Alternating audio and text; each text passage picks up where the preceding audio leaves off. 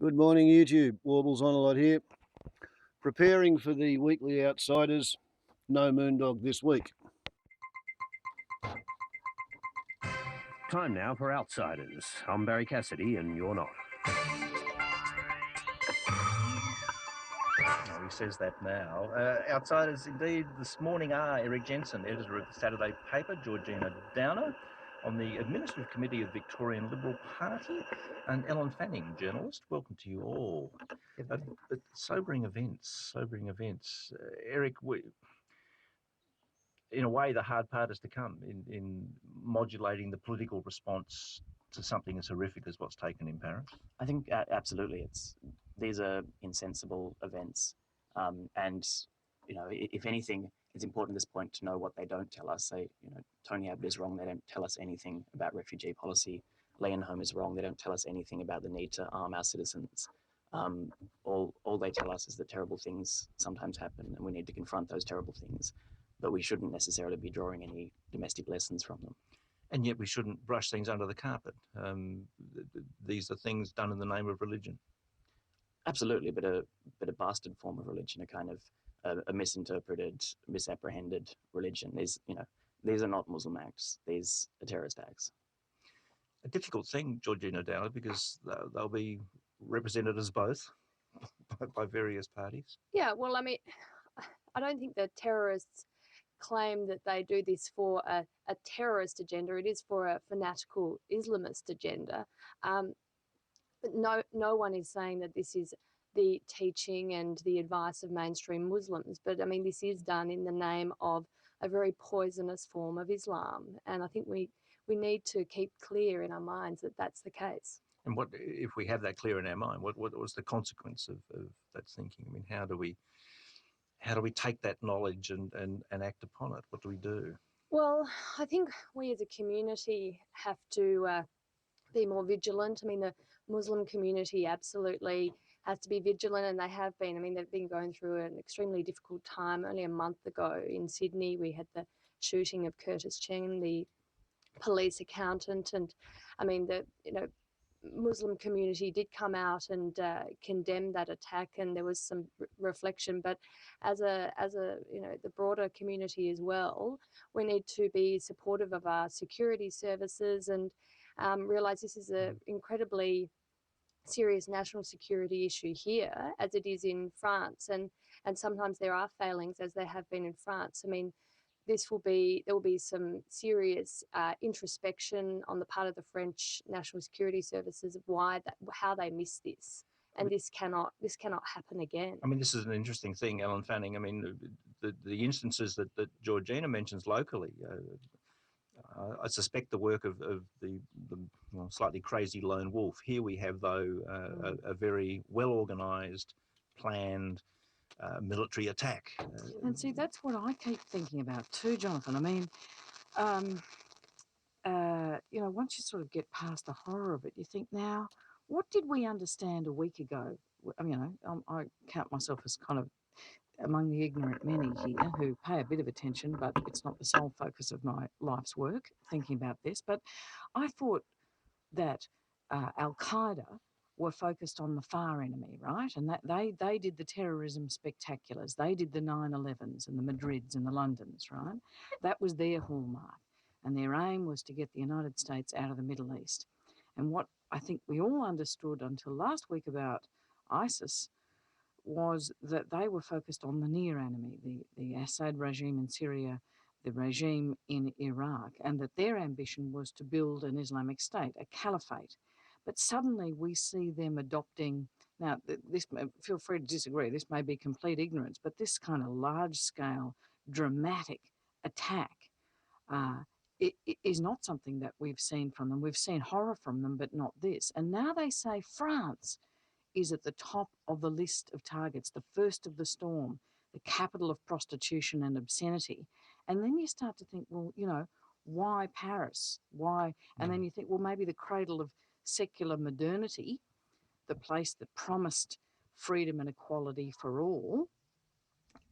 The notion of secular modernity is something that is a difficult journey for young Tunisians and Algerians and Moroccans living they're French men and women living in France who are ostracised from that community. And so then you start to think of that whole cauldron of what that represents in terms of ISIS ambitions, and where that is likely to resonate and why. What are the fault lines in France? And that sense of resonating, Eric Jensen, I mean, this is where it does become difficult, and there'll be domestic political responses both in France and here, and we're perhaps likely to see that this morning with the former PM Tony Abbott speaking on television later today. And be interesting to see what line he takes, because questions around migration will be live out of this. We have the almost certainty that we had people coming in through Greece who took part in this attack. So there's a serious issue there. And Tony Abbott has already spoken on this. He spoke on this before Malcolm Turnbull's first press conference, and he made very clear that this isn't necessarily an attack carried out by refugees, but he wanted to be clear that there might have been people travelling on Syrian passports who had entered the country as refugees. Or at the very least using that tide of humanity as cover for this mission. Yeah, it's there is an obvious keenness for some people to paint this as part of, I suppose, the dark side of any humane response to the refugee crisis in Europe. But Eric, it depends which fact you pick, doesn't it? I mean, pick your fact. Liberation's reporting that there may have been a French-born person involved in these attacks, one of the eights. I completely agree with pick a fact to suit your bias, really. and I think that's what Abbott has done with his comments so far, and I'm sure he'll expand on those comments on Bolt today. And I think we talk about propaganda and ISIS being focused on the near enemy. I don't know that that's necessarily true either. I think propaganda is a central plank of everything that Daesh stands for. I mean, all of that performative violence is a form of propaganda. From the start, Daesh have been appealing for attacks in the West. And we, I don't think it's surprising that this happened in France. France has really struggled to deal with more than, or anything other than monoculture. France is a country deeply divided. Indeed, perhaps our multiculturalism may come to our aid. The response elsewhere in Europe has been tough, has been strong. This is David Cameron. They were killed and injured by brutal, callous murderers who want to destroy everything our two countries stand for: peace, tolerance, liberty. But we will not let them. We will redouble our efforts to wipe out this poisonous extremist ideology, and together with the French and our allies around the world, stand up for all we believe in. This is the tough point, isn't it, Georgina Downer? Is how we achieve both those aims, how we assemble within ourselves the will to deal with this enemy, and yet leave untouched the things which we're seeking to protect. Yeah, it's a good point. I was reflecting coming in this morning actually that. Will we see greater security at sports venues? You go 10 years ago, or 20 years ago now, you go to an airport and you really just, the security check was cursory. Now you go to the United States and you've got a whole body scanner. I mean, these are infringements on our sort of way of life.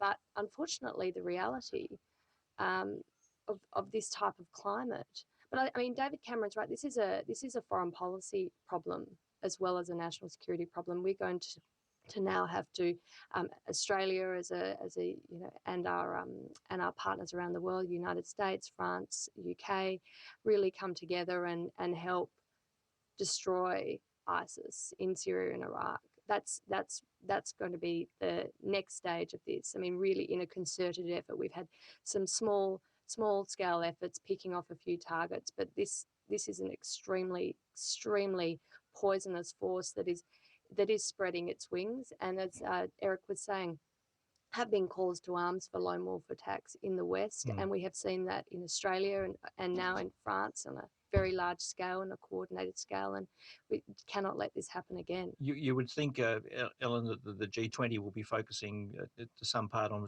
precisely that issue that Georgina raises of how best now to potentially escalate that involvement in Syria, and yet the claim from IS around these attacks is that they are as a direct consequence of French involvement in Syria. So there's a very difficult balance to tread there.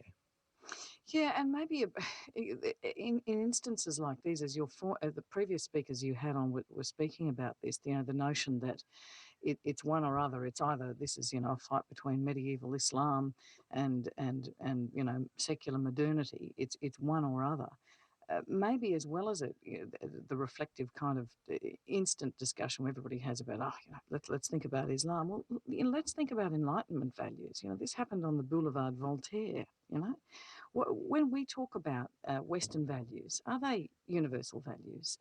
Freedom and equality for all. Are they? Should we reflect upon those and what that means? I'm not saying we should go into a lather of self-recrimination on all of this, but that that is a crucial question to consider, along with the immediate reaction that needs to be had. Sure, the sorts of things that Malcolm Turnbull was talking about, and that's a conversation not only for France, but for Australia. How can young Muslims feel Australian and welcome to this country when people hold up placards that say, assimilate or leave? How are they supposed to deal with that? And on the other hand, there needs to be some serious reflection of what are those tenets of Islam that make ostracised young people vulnerable to the Pied Piper of jihad. We're talking here on the issues of Paris just passed with our outsiders this morning, Ellen Fanning, Georgina Downer and Eric Jensen. Eric, I mean, this poses domestically challenges for left and right. For the left, I think, to not be so self-accusing about Western culture as a driver of this sort of radicalisation. For the right, to be more accepting of the possibility that a better integration of communities is the only possible solution here. Yeah, and I think it is an issue where very difficult questions need to be asked about how societies integrate. It's very telling that in our spending on national security, the area we spend least is on de-radicalisation and community engagement. And, you would have to suggest that it's an area where we should be spending a great deal. And, all of the legislation that we've passed, anti-terror legislation that we've passed in the last 18 months or so in this country, has been about demonising the very people who we should be engaging. All of that citizenship legislation is more likely to spur terror attacks than it is to stop them. And I think we need to really ask questions of ourselves about whether we're legislating for our own sense of safety, or if we're legislating to find good policies to help stop young people or anyone finding themselves under the sway of a sort of bastard strain of a religion that's been misinterpreted. And yet clearly within our midst, within our communities, within the groups we would want to reach out to, we have people who would do us harm. How do we isolate those individuals? Well, but the question in the first instance is, are we doing enough to reach out to those communities? I mean, I don't think it's enough to simply say that there are people, there are disenfranchised people in society who have found themselves, ideating terrorist acts. That's not the issue here. The issue is whether or not we have done anything to engage those people. Is that the issue, Georgina, reaching out? Well, I think there's probably a bit of give and take here. I think, sure, it's important that people feel included in our society, but our society is fundamentally built on liberalism, on freedoms, on respect for human rights, gender equality.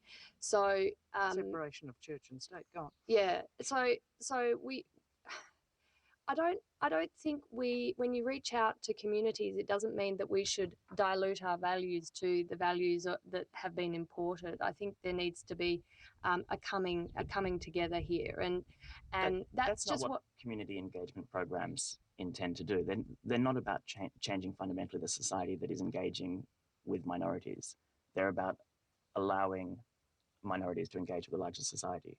And I mean, and we should welcome that. There are some great programs, for example, bringing Middle Eastern communities into the rugby community in Western Sydney, and the Canterbury Bulldogs, I think it is, has a specific program for Iraqis, new migrants, and bringing them into that sort of Australian culture. And I think those types of programs are great, but that's not saying this is us, this is you, and we are separate. You play this sport, we play that sport. This is actually bringing us all together to share what is great about Australia, but sharing uniquely Australian aspects of it. Okay, approaching the upload limit here, end of the first video.